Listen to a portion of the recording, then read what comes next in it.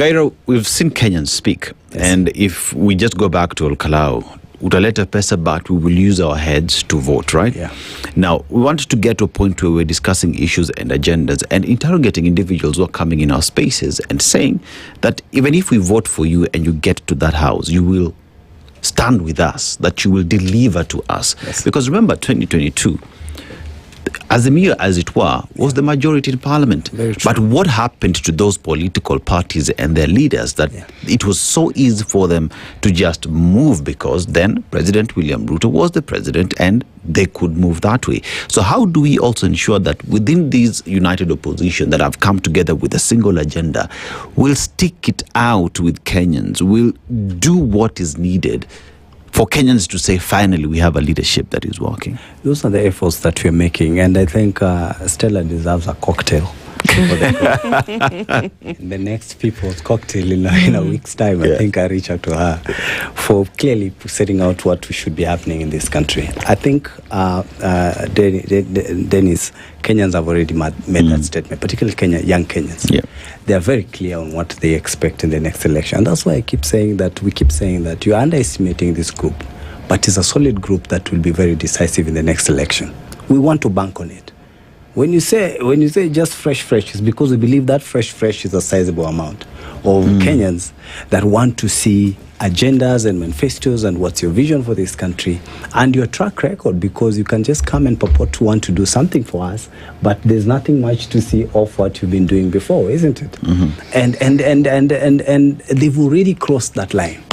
So there's no debate as to whether Kenyans, particularly the Kenyans of this generation, the younger Kenyans, maybe of our generations, if you're a millennial, who have such expectations as alluded by Stella and as per your questions. What I am saying is, why can't we stick on that lane? You understand? Why can't we stick with those ones? Those ones, and see how many are there. That is the, you call what do you call this? The opinion poll. That's the ultimate opinion poll that we need on election day to find out, are they truly 11 million Kenyans who want to see a new Kenya? It can only happen if we stay on that lane as opposed to going for compromise. That compromise, Stella, of saying that yes, it's true, we agree that we need a fresh start. But you see, we can't do, if at all, we do not mop up these other ethnic leaders and stuff. We've tried that before. That's why we have an impeached president. This president, we have an impeached deputy president.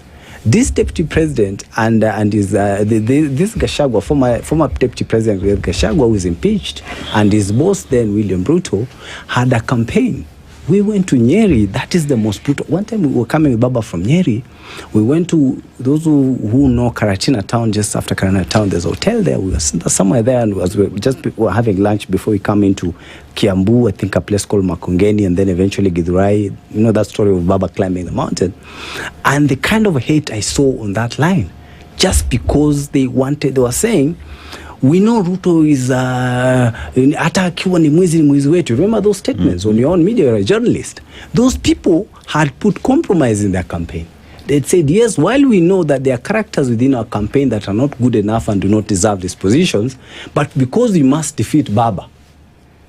I hope you're getting the context of my argument. Because we must just defeat Baba, let's compromise and carry them along.